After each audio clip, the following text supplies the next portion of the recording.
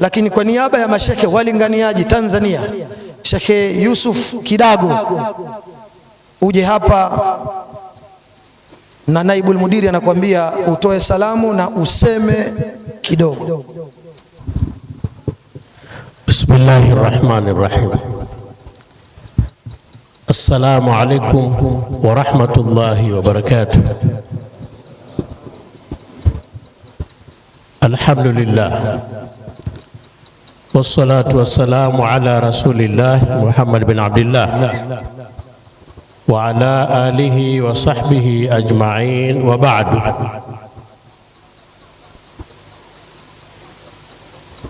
Kwanza nashukuru,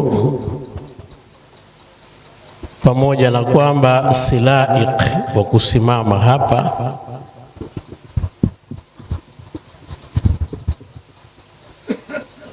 lakini nashukuru kupata nafasi hii,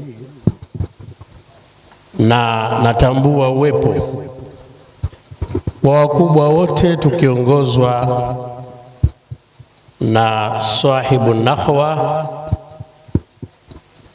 na kathiru nakhwa, mufti wetu wa Tanzania.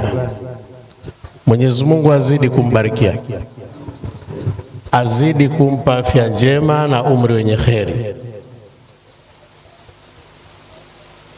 kwa sababu nimeona hali ya muda inavyokwenda na msisitizo wa muda, nitambue uwepo wa mashekhe zetu wote, wanawazuoni wote na hadhirina wote kwa ujumla, na viongozi wote wakubwa wa siasa ambao ni muhimu mno katika nchi yetu hii.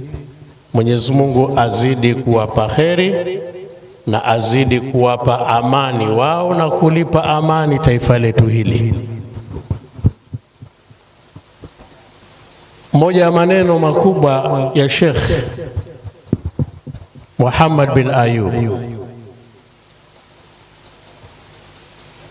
ambayo maneno hayo bila shaka yataendelea kuishi duniani mpaka kiyama,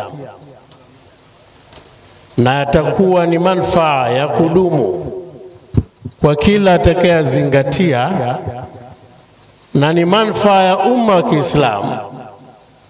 Mojawapo ni yale aliyoyasema, kuweni roho moja katika viwiliwili vingi, msiwe roho nyingi katika kiwiliwili kimoja.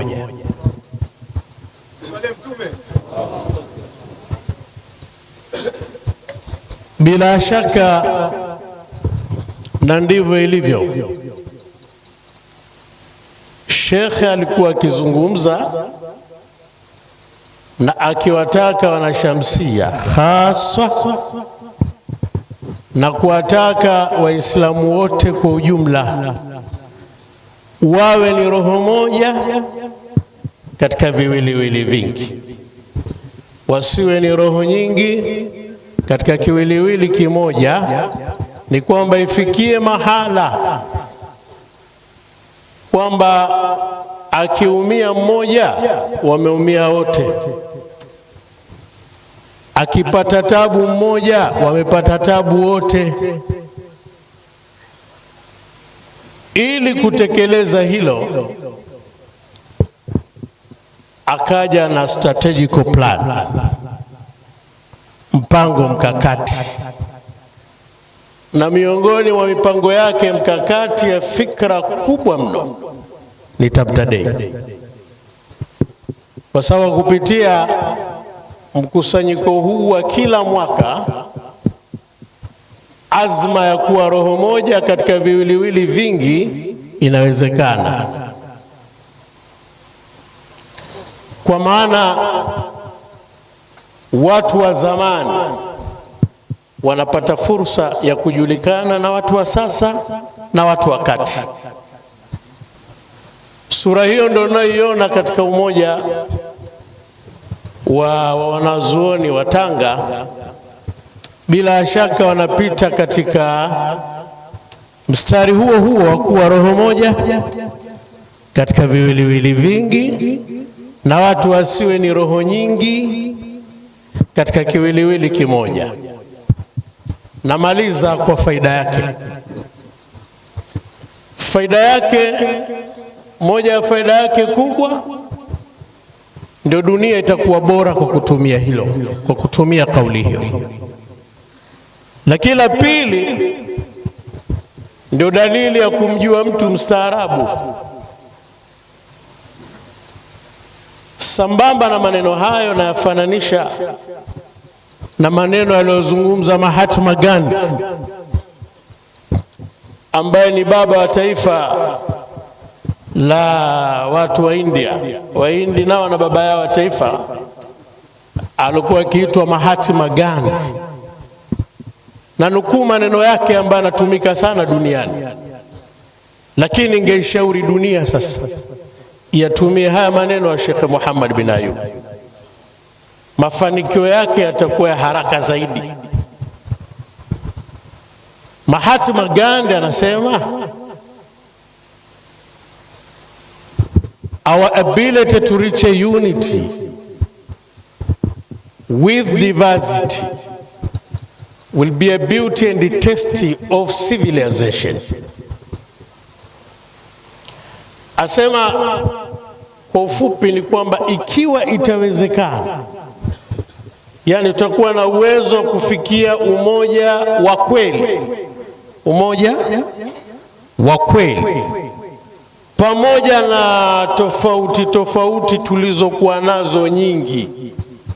Waislamu wako Kadiria, wako Alawia, wako Shadhilia, kwa huku Tanga na Tanzania kwa ujumla, wako Zahara, wako Rashad, wako Tamta, Shamsia hapa Tamta, ambao ndio aslul usuli bila shaka, wako na maarifi na kadhalika, ni diversity. Asema ikiwa watu watafikia kuwa na umoja ndani ya mgawanyiko kama huo au mgawanyiko mwingine yote, asa will be a test of beauty, will be a beauty and a test of civilization. Asema hiyo ndio utakuwa uzuri wa dunia na itakuwa ndio kipimo cha ustaarabu. Nimeona hapa mimi si laiki wa kutoa aya na hadithi wala misemo yoyote ya ulama, tuishie na hiyo hiyo ya kina Mahatma Gandhi. Wabillahi tawfiq, wassalamu alaikum wa rahmatullahi wa barakatuh.